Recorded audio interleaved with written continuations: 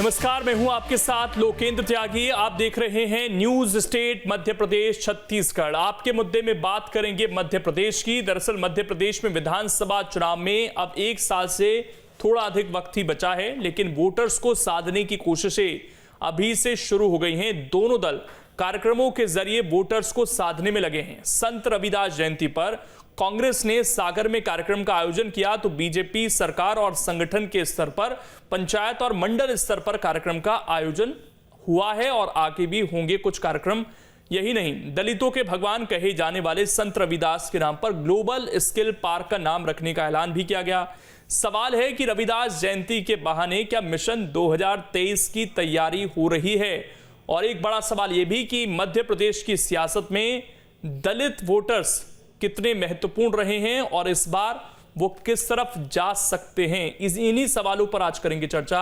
कुछ खास मेहमान भी हमारे साथ जुड़ेंगे, लेकिन उससे पहले आज की रिपोर्ट आप देखिए।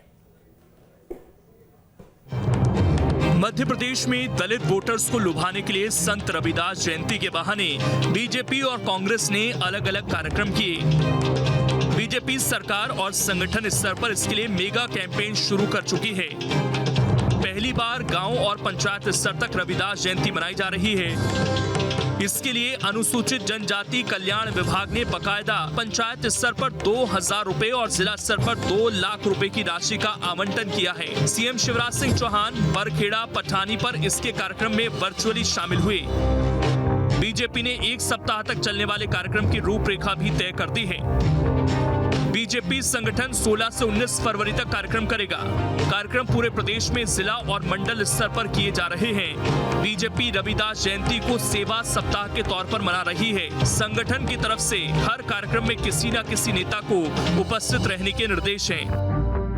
बीजेपी का कहना है कि उन्होंने सभी वर्गों का सम्मान किया। रविदास जयंती का कार्यक्रम भी दलितों के पूज्य का सम्मान करना है। कांग्रेस तो सिर्फ दिखावा करती है। आज भारतीय जनता पार्टी उनकी जयंती मनाते हैं, रविदास महाकुंभ, अंबेडकर महाकुंभ करते हैं, वाल्मीकि महाकुंभ करते हैं, बाबा साहब अंबेडकर का राष्ट्रीय स्मारक बनाते हैं। तो कुल मिलाकर भारतीय जनता पार्टी पर फिर भी आरोप लगाना, इसका मतलब है उनकी बौखलाहट है। वो केवल राजनीति में भ्रम पैदा। दूसरी तरफ कांग्रेस भी दलित वोट बैंक पर फोकस कर रही है। सागर में बड़े स्तर पर कांग्रेस ने कार्यक्रम का आयोजन किया। इस कार्यक्रम में प्रदेश कांग्रेस अध्यक्ष कमलनाथ शामिल हुए। कांग्रेस का कहना है कि एससी वर्ग के लिए कांग्रेस ने बहुत कुछ किया है। कांग्रेस नेता और पूर्व मंत्री पीसी शर्मा का कहना है कि आखिर बीजेपी को 15 साल बाद क्यों याद आ रही है। वोट का मामला आता है, चुनाव आ रहा है, तो इनको ये समझ में आ रही है। दूसरा, बिरसा मुंडा की भी इन्होंने जयंती बनाई, करोड़ रुपए खर्च किए, इसमें करोड़ रुपए खर्च किए। लेकिन जो दलित वर्ग है, एससी के लोगों के लिए किया क्या इन्हें 15 साल में? रविदास जयंती को मनाने के लिए प्रदेश की सियासत को भी समझने की जरूरत है। प्रदेश में सारे सियासी दाव पेच 2023 चुनाव के हिसाब से हो रहे हैं। एमपी की सियासत में एससी एसटी अहम होते हैं। एससी एसटी वोटर्स को निराश कर किसी पार्टी का सत्ता में रहना मुश्किल है। एमपी में 47 सीटें अनुसूचित जनजाति के लिए आरक्षित हैं। 35 सीटें अनुसूचित जाति के लिए आरक्षित हैं। 80 से ज्यादा सीटों पर दलित वोट बैंक का सीधा प्रभाव है। वोटर्स के हिसाब से बात करें तो प्रदेश में करीब 16% दलित वोटर हैं। दोनों वर्ग के लिए आरक्षित सीटें मिलाकर करीब 82 सीटें हैं। 2018 में आरक्षित सीटों में से कांग्रेस के खाते में तकरीबन 47 सीटें आईं, जबकि बीजेपी को 34 सीटों पर जीत मिली। 2013 में आरक्षित 82 सीटों में से बीजेपी को 59 पर जीत मिली थी। 2018 में बीजेपी को लगभग 25 सीटों का नुकसान उठाना पड़ा था। 2018 के चुनाव में बीजेपी को एससी वर्ग के लिए आरक्षित 35 सीटों में से केवल 19 सीटों पर जीत मिली। 2018 में एससी वर्ग के लिए आरक्षित 35 सीटों में से कांग्रेस को 16 सीटें मिली थी। 230 सीट वाली मध्य प्रदेश विधानसभा में 82 सीटें जहां एससी एसटी वर्ग के लिए आरक्षित हैं, वहीं करीब इतनी ही सीटों पर दोनों वर्ग मिलाकर हार जीत तय करते हैं। इसीलिए कोई भी दल इन दोनों वर्गों को नाराज नहीं करना चाहता। इसीलिए बीजेपी संत रविदास जयंती के बहाने एससी वोटर्स को साधने में लगी है। वहीं कांग्रेस भी अपने नफा नुकसान के हिसाब से गुना भाग में लगी है। मध्य प्रदेश में संत रविदास जयंती बड़े स्तर पर मनाई गई। चाहे बात कांग्रेस की करें या फिर बीजेपी की, दोनों ही दलों ने पूरी तरह से कोशिश की कि एससी वर्ग के वोटर्स को पूरी तरह से साध सके। बात अगर 2018 के चुनाव की करें तो कांग्रेस को एससी की ज़्यादा सीटें मिली थी। आगे देखना बेहद दिलचस्प होगा कि 2023 के विधानसभा चुनाव में एससी वोटर्स किसका साथ देते हैं। बुढ़ाली जानवर के साथ शुभम गुप्ता, न्यूज़ 8 भोपाल। और चर्चा करने के लिए तीन खास मेहमान इस वक्त हमारे साथ जुड़ गए हैं। सबसे पहले परिचय करा देता हूं। दिनेश गुप्ता जी हैं, वरिष्ठ पत्रकार हैं। आशीष अग्रवाल जी हैं, प्रवक्ता हैं बीजेपी के। और अमित तावड़े जी हैं, प्रवक्ता हैं कांग्रेस के। आप तीनों का बहुत बहुत स्वागत है। आशीष जी, कांग्रेस पार्टी सवाल पूछ रही है कि करोड़ों रुपए खर्च कर दिए, लेकिन ये नहीं बताया कि 15 साल में दलितों के लिए पार्टी ने किया क्या है।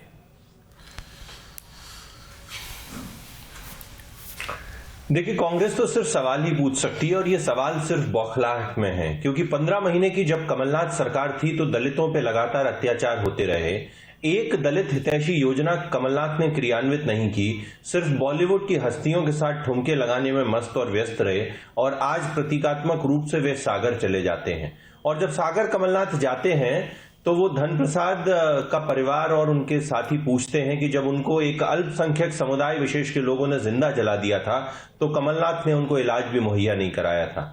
तो कमलनाथ के समय में दलितों पे जो अत्याचार हुआ, उसमें राजगढ़ की एक बेटी के साथ जब रेप का विरोध के कारण उसको जिंदा जलाया गया, तब भी कमलनाथ के कान में से जो तेल था वो निकला नहीं था। कमलनाथ की जो नाकारा और निकम्मा सरकार थी, वो शिवपुरी में 2 छोटे बच्चे जब शौच के लिए गए और उनको पीट पीट के भीड़ ने मार डाला, तब भी ये नाकारा सरकार जागी नहीं थी। और आज ये भ्रम फैलाने के लिए हमसे सवाल पूछती है। तो 15 साल में सिलसिलेवार क्या हुआ वो हम बता सकते हैं, और पिछले 22 सालों में क्या हुआ वो बता सकते हैं। दलितों के लिए, आदिवासी समाज के लिए, पिछड़े वर्ग के लिए भारतीय जनता पार्टी ने उनके प्रतिमानों को स्थापित किया, उनके मानकों को बनाया। जो बजट सन 2003 में हुआ करता था इन सभी समाजों के लिए, मसलन जनजाति समाज के लिए जो बजट 286 करोड़ था, वर्तमान में वो 1650 करोड़ है। उनके लिए शिक्षा का प्रबंध हो, उनके लिए स्कूल कॉलेज की व्यवस्था हो, उनके लिए छात्रवृत्ति की योजनाओं, ऐसी समग्र योजनाओं के साथ भारतीय जनता पार्टी ने इस समाज को स्थापित करने के लिए मुख्य धारा से जोड़ने के ईमानदार प्रयास किए हैं। और आज जब संत रविदास जी को भारतीय जनता पार्टी की सरकार इतना मान सम्मान देते हुए उनकी शरण में जाती है, तो कांग्रेसियों की बौखलाहट स्वाभाविक है। ठीक है, मैं लौटता हूं आपके पास। अमित तावड़े जी, उनके पास तो उनका ये कहना है कि बहुत काम किए हमने। आप लोग कह रहे हैं कि पैसा खर्च कर दिया। पहले ओबीसी को लेकर, जो एसटी को लेकर पैसे खर्च किए गए, अब रविदास जी की जयंती बनाकर पैसे खर्च किए जा रहे हैं। तो फिर सागर में भी तो सर कार्यक्रम करने में पैसे लगे होंगे कांग्रेस पार्टी। इससे अच्छा था कि दलितों को जाकर कुछ खाना पीना कर देते, बेहतर था, अगर इस तरह के कार्यक्रमों से इतनी दिक्कत है आप लोगों को। निश्चित तौर पर सागर के कार्यक्रम में भी पैसे खर्च हुए होंगे, लेकिन वो पैसे कांग्रेस पार्टी के पैसे हैं, वो मध्य प्रदेश की जनता के पैसे नहीं हैं। वो कलेक्टर, कमिश्नर, रेवेन्यू के अधिकारियों द्वारा बुलाई गई भीड़ नहीं है। वो कमलनाथ जी को पसंद करने वाले जो लोग थे वो लोग आए हुए थे, और कांग्रेस के कार्यकर्ताओं जो जिन को लेकर आए थे वो लोग थे। सरकारी तंत्र का जो है दुरुपयोग करके वहाँ भीड़ नहीं बुलाई गई। तो ये सबसे बड़ा अंतर है माननीय कमलनाथ जी के कार्यक्रम में और शिवराज जी के कार्यक्रम में। शिवराज जी तो नौटंकीबाज हैं और अदाकारी में माहिर हैं। जब आदिवासियों की बात आती है तो रानी कमलापति जी का नाम का प्रयोग कर लेते हैं, बड़े बड़े कार्यक्रम होते हैं, प्रधानमंत्री जी आते हैं, पूरे मध्य प्रदेश का जो कलेक्टर हैं वो लग जाते हैं भैया साहब की उनकी स्वागत में। और जब भीड़ आती है तो हमारे आदिवासी भाई बहन जो है वो नीचे बैठते हैं और मोदी जी का सम्मान होता है, शिवराज जी का सम्मान होता है। और जाते वक्त जब भोपाल से जाते हैं तो उनको कोई पूछने वाला नहीं होता, खाने के लिए भी नहीं, बस के लिए भी नहीं। तो ये अंतर है।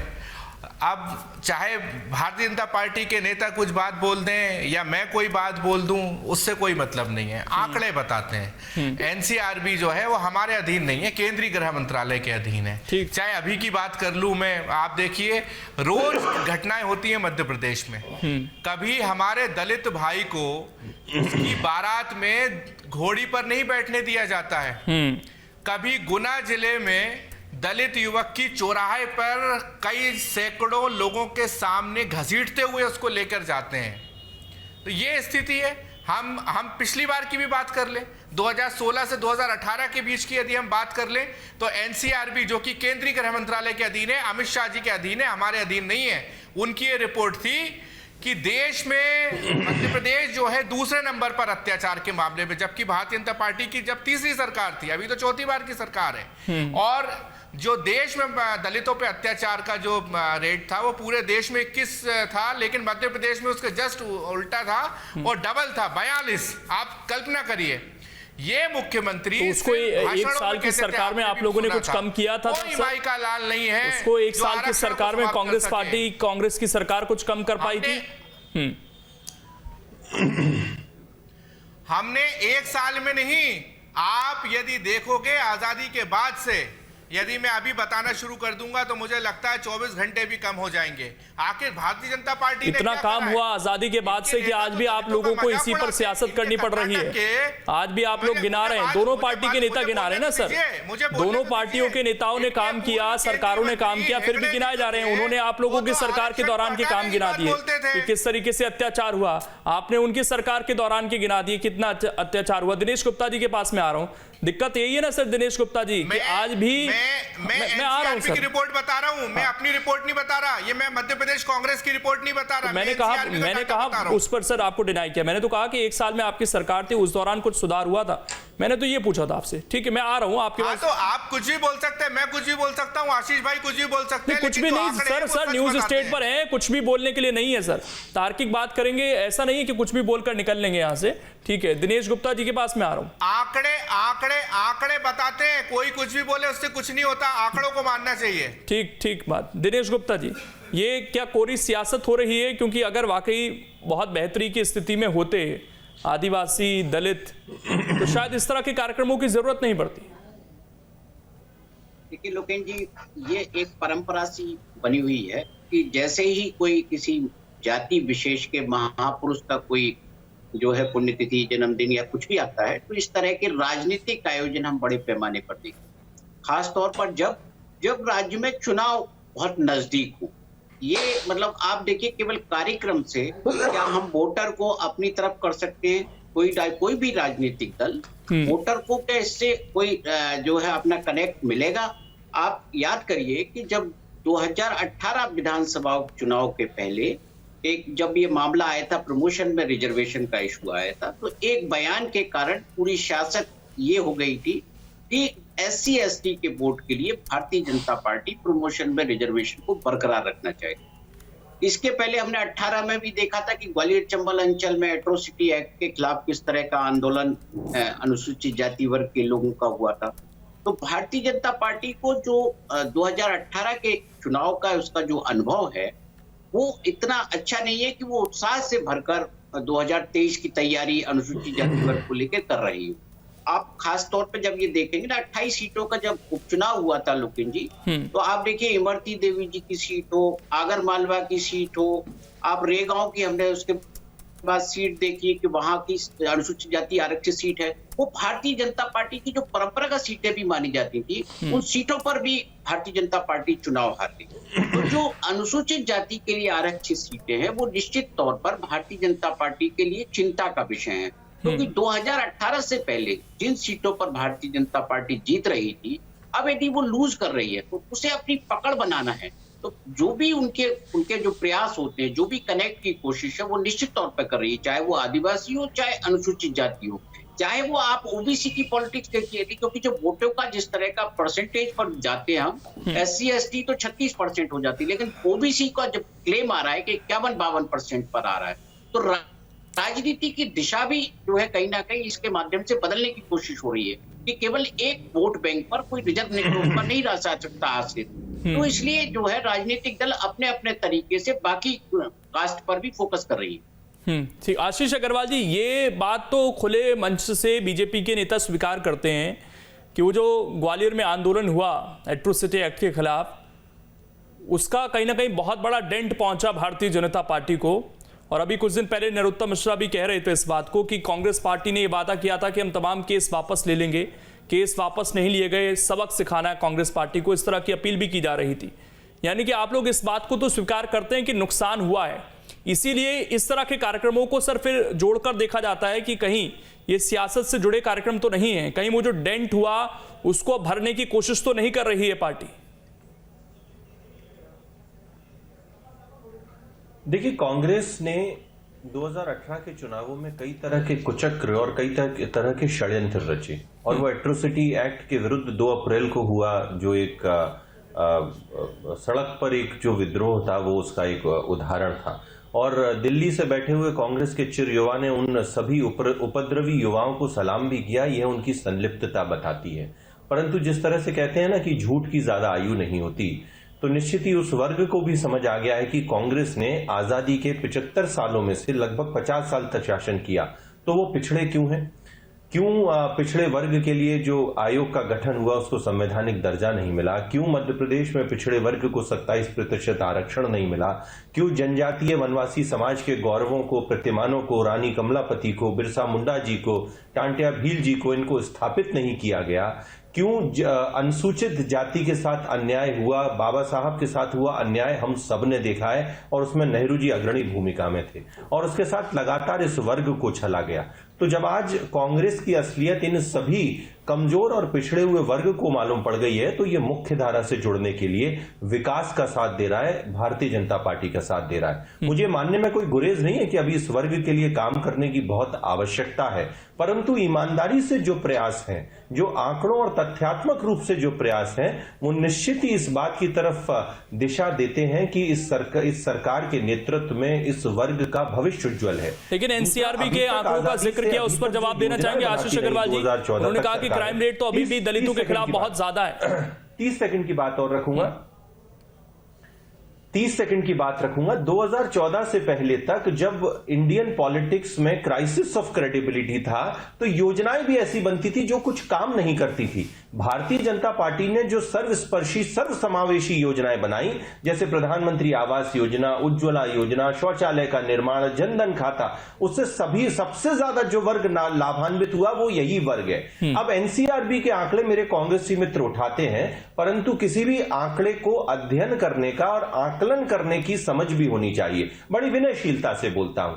जब आप मध्य प्रदेश की बात करेंगे तो आपको यह जानना पड़ेगा कि मध्य प्रदेश में इस देश की सबसे बड़ी जनजातीय आबादी रहती है, तो उसी रेशियो में अगर आंकड़े हैं तो आपको उस पर अचरज नहीं करना चाहिए। अचरज तब करना चाहिए जब राजस्थान महिला अपराध, महिला अत्याचार में नंबर 1 होता है और आप दूसरे राज्यों में बवाल मचाते हैं। और 15 महीने की आपकी सरकार में आपने क्या किया? आपने तो दलित को छला, अत्याचारों से उसको पीड़ित रखा, और आप सिर्फ आइफा कराने में मदमस्त रहे। दलित की, पीड़ित की आपने चिंता ही कहां की? ठीक, लेकिन जो आपने कहा कि एक नुकसान हुआ और कांग्रेस ने भ्रम जाल फैलाया, अभी दिनेश जी ने कुछ सीटों का जिक्र किया सर, जहां जहां उपचुनाव हुए उसमें कई बड़े चेहरे भी थे सामने, चुनाव में वो हारे।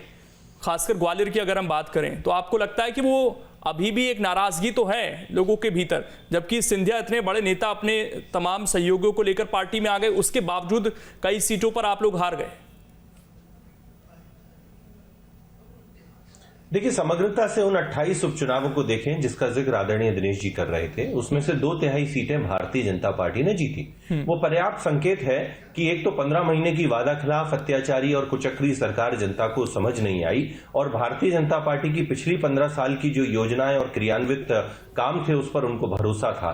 और जब 22 महीने का पिछले जब से शिवराज जी ने मार्च 2020 में सरकार संभाली सफर देखते हैं, तो मुझे पूर्ण विश्वास है इस बार बड़ी संख्या में कांग्रेसियों का ये जो मायाजाल है, जो वोट बैंक की पॉलिटिक्स है, वो परास्त होगी और पॉलिटिक्स ऑफ डेवलपमेंट की विजय होगी। चलिए अमित तावड़े जी, देखिए आप लोगों के पास मौका तो था 2018 में, आपके साथ आदिवासी भी जुड़े, दलित भी जुड़े, लेकिन आपको लगता है कि आप लोग उन्हें अपने साथ रख नहीं पाए बहुत ज्यादा दिन तक, और उसका असर फिर उपचुनाव में देखने को मिल गया। अगर वो आपके साथ रहते तो आप लोग दोबारा सरकार में बने रह सकते थे। देखिए, सबसे पहले तो मैं इस बात को क्लियर कर लूं, क्योंकि राजनीति से अलग हटके एक विषय है। भारतीय जनता पार्टी के नेता कहते हैं कि कांग्रेसियों ने भ्रम फैलाया, दलित भाइयों ने। अरे भाई, मैं खुद एक दलित हूं और हम में बहुत समझ है, कोई हमको भ्रमित नहीं कर सकता। और हमको इतनी समझ है कि आज़ादी के बाद से लेके आज तक हमको जो भी मिला है, कम मिला है, ज़्यादा मिला है, कांग्रेस ने ही सिर्फ दिया है। और इनके नेता तो आरक्षण तक हमको नहीं रहने दे रहे। इनके जो पूर्व केंद्रीय मंत्री थे हेगड़े कर्नाटक के, आरक्षण को लेकर क्या क्या बयान दिए थे उन्होंने, ये आपको और हमको सबको पता है। तो सबसे पहले तो ये समझ लें कि दलित बहुत समझदार है। अब हम दूसरी बात पर आते हैं, ग्वालियर की। ये तो दलितों को बढ़ता हुआ ही नहीं दे सकते, उसका सबसे ताज़ा उदाहरण तो मैं ही हूँ। 2017 में जुलाई में मेरे नाम पे एक झूठा बयान जारी करके किस तरीके से मध्य प्रदेश विधानसभा में, लोकसभा में किस तरीके से मुझे बदनाम किया गया था, ये इसका ताज़ा उदाहरण है। तो ये लोग किसी को बढ़ता हुआ नहीं देख सकते, ये स्वार्थी लोग हैं। और इनका चाहे सरकार हो चाहे संगठन हो, ये समय के अनुसार सभी को उपयोग करते हैं। जब आदिवासियों की बात आएगी तो उनका बड़ा कार्यक्रम करेंगे, मुख्यमंत्री जी ट्विटर पर आदिवासियों की वेशभूषा वाली तस्वीर लगा लेंगे, उसके 48 घंटे बाद फिर दूसरी तस्वीर लगा लेते हैं। चलिए, ये जो कार्यक्रम हो रहे हैं सर, इस बात को कहना चाहूंगा, ये किसकी तरफ जाएंगे और किसके खिलाफ जाएंगे। अगर आप ये कह रहे हैं कि जनता बहुत समझदार है तो वो डिसाइड कर देगी, अगले साल ही चुनाव में, ज्यादा वक्त नहीं बचा है। फिलहाल मेरे पास समय इतना ही, इसलिए रोक रहा हूं मैं। शुक्रिया आप सभी का जुड़ने के लिए और इस डिबेट का हिस्सा बनने के लिए। तो कार्यक्रम लगातार हो रहे हैं और एक तरीके से चुनावी तैयारी भी यहां से दिखाई दे रही है दोनों ही पार्टियों के लिए। लेकिन अंततः वोटर्स को तय करना है कि इन कार्यक्रमों से वो कितने प्रभावित होते हैं, क्या उनको वाकई फायदा मिल रहा है या केवल कोरी सियासत हो रही है। छोटा सा ब्रेक, खबरें लगातार जारी है।